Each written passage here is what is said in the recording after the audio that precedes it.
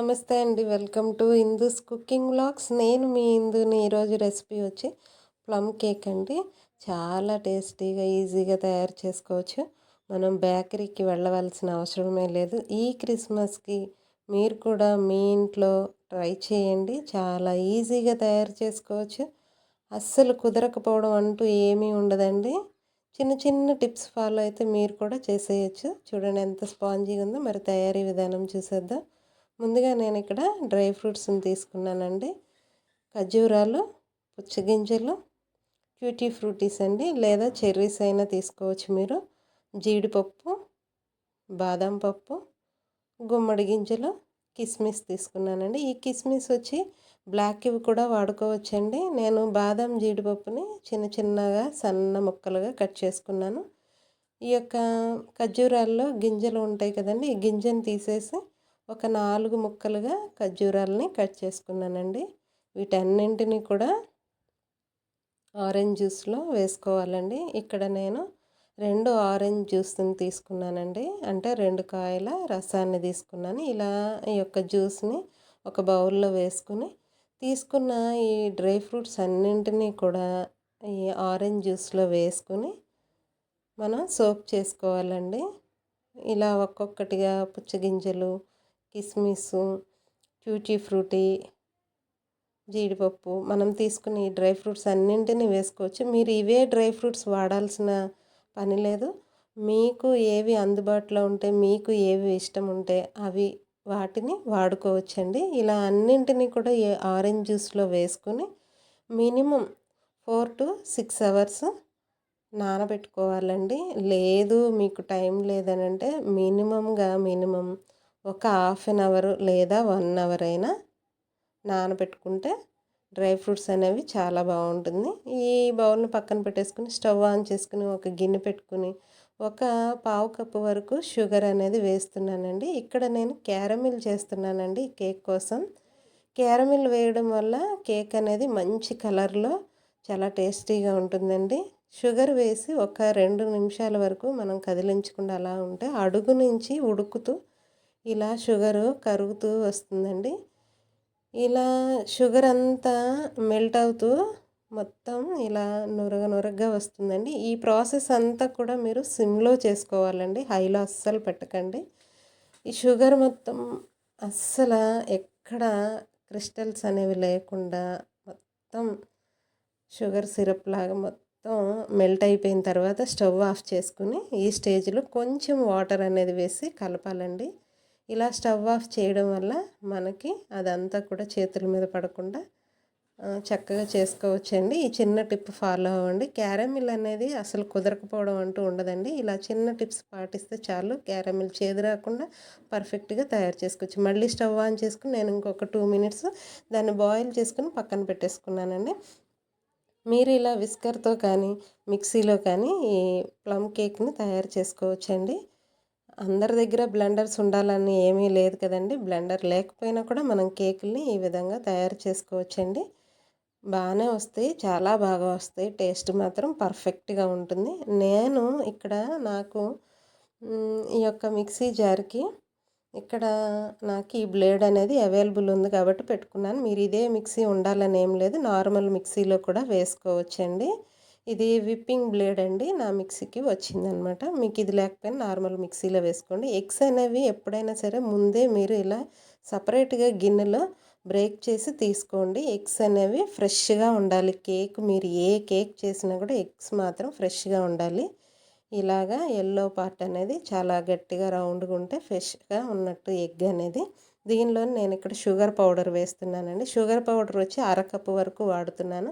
ఈ sugar powder నేను ఒకేసారి వేయకుండా కొద్దిగా యాడ్ చేస్తూ మిక్సీ వేసుకుంటున్నానండి. ఈ ఎగ్స్లో ఈ షుగర్ పౌడర్ని కొద్దిగా వేసుకుంటూ పల్స్ మోడ్లోనే మిక్సీ వేసుకోండి. హైలో స్పీడ్లో అస్సలు పెట్టకండి. ఇక్కడ వెనీలా ఎసెన్స్ వేస్తున్నానండి. ఈ వెనీలా ఎసెన్స్ వేయడం వల్ల ఎగ్ స్మెల్ అనేది అస్సలు లేకుండా కేక్ చాలా బాగుంటుంది.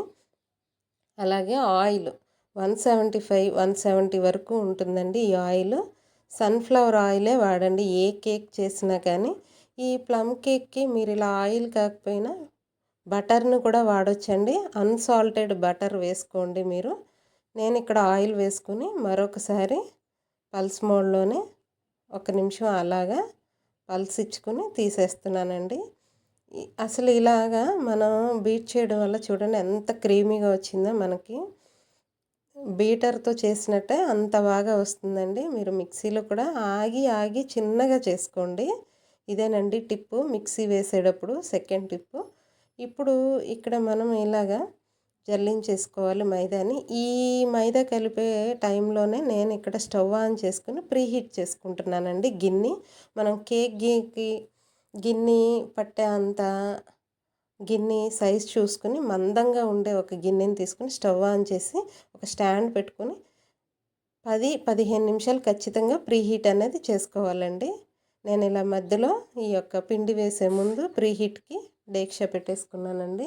ఇప్పుడు మనం మైదాని ఇలా ఫుల్ కప్పు తీసుకున్నానండి. దీన్ని కప్పులో ఒత్తి పెట్టడాలు నొక్కి నొక్కి తీసుకోకుండా చక్కగా పైనుంచి ఇలా సమానంగా తీసుకొని జల్లించుకోవాలండి.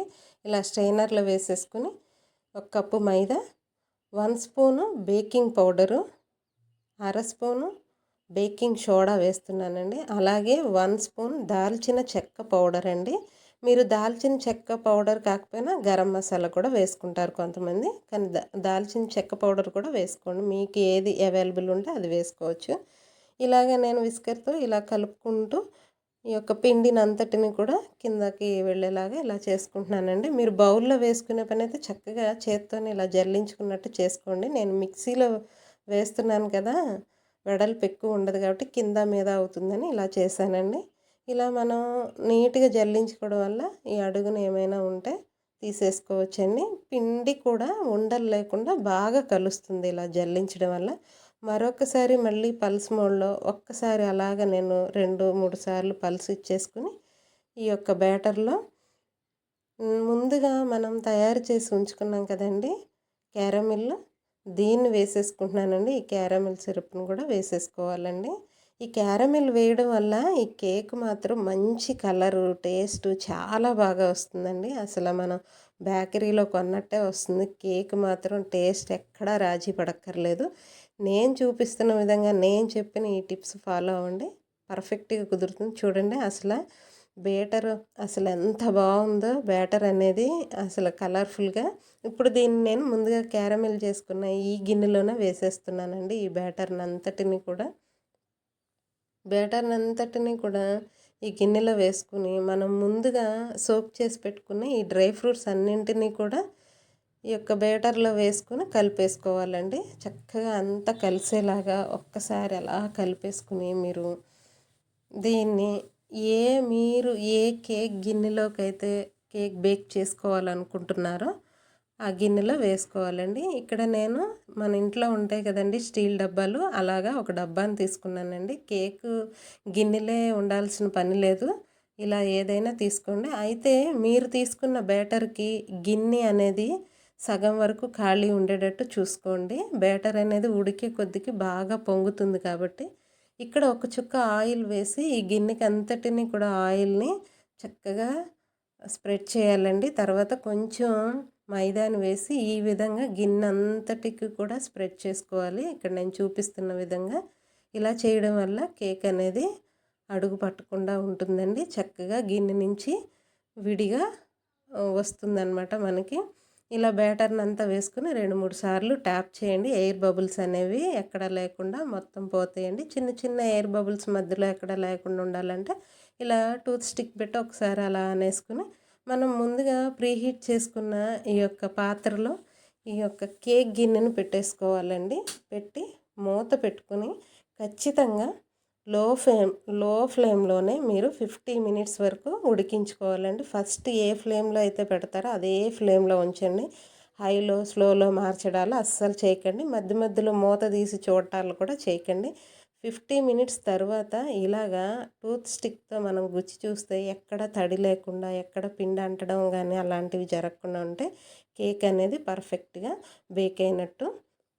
ఇదొక టిప్ అండి. అయితే కేక్ ఉడికిన తర్వాత అదే గిన్నెలో ఆ వేడి గిన్నెలోనే అలా ఉంచేయకండి. తీసి పక్కకు పెట్టుకొని పూర్తిగా చల్లారిన తర్వాత కేక్‌ని మనం ఈ గిన్నె నుంచి తీసుకోవచ్చండి. పూర్తిగా చల్లారితే ఈజీగా గిన్నె నుంచి మనకి సపరేట్ అవుతుందండి కేక్ అనేది. ఒకసారి చాక్‌తో బోర్డర్స్ అంతా ఒకసారి అలా అనేసుకుని వేసుకోవచ్చు. మీకు ఇందాక చూపించాను కదా కేక్‌కి గిన్నెకి గ్యాప్ అనేది ఎలా వచ్చిందో ఈజీగా గిన్నె నుంచి సపరేట్ అవుతుందండి. ఇలా ప్లేట్ పైన మనం గిన్నెను తిరగవేసి ఒకసారి 2 సార్లు ట్యాప్ చేసుకుంటే కేక్ అనేది గిన్నె నుంచి సపరేట్ అవుతుంది. చూడండి ఎంత కలర్ఫుల్‌గా, ఎంత ఫ్లఫీగా, ఎంత టేస్టీగా ఉందంటే కేక్ మాత్రం. మీరు కూడా చేసుకుని తింటే మీకు ఆ టేస్ట్ అనేది తెలుస్తుందండి. నేను చెప్పడం కాదండి. అంత బాగా వస్తుందండి. ఇంతేనండి. ఈ చిన్న చిన్న టిప్స్ మీరు కూడా ఫాలో అయ్యి చేసుకోండి. మీరు ఇలా విస్కర్‌తో చేసుకోండి, మిక్సీలో అయినా చేసుకోండి. చాలా బాగా వస్తుందండి ఈ ప్లమ్ కేక్ అనేది. ఈ క్రిస్మస్‌కి మీరు కూడా మీ ఇంట్లో చేసి పిల్లలందరికీ చక్కగా ఎంజాయ్ చేస్తారండి. పిల్లలకి కేకులు అంటే ఎంత ఇష్టమండి. పిల్లలకే కాదు పెద్దవాళ్ళకి కూడా ఇష్టం. ఈ క్రిస్మస్‌కి మీరు కూడా మీ ఇంట్లో ట్రై చేస్తారని ఆశిస్తున్నానండి. చాలా బాగుంటుంది. ఖచ్చితంగా ట్రై చేయండి. అయితే ఆరెంజ్ జ్యూస్ ప్లేస్‌లో వైన్ కూడా వేసుకోవచ్చండి. అది మన ఇష్టాన్ని బట్టి ఆరెంజ్ జ్యూస్ కానీ, వైన్ కానీ ఏదైనా వేసుకోవచ్చు. మరి మీరు కూడా ఖచ్చితంగా ట్రై చేస్తారని ఆశిస్తూ thank you for watching. Like, share, subscribe.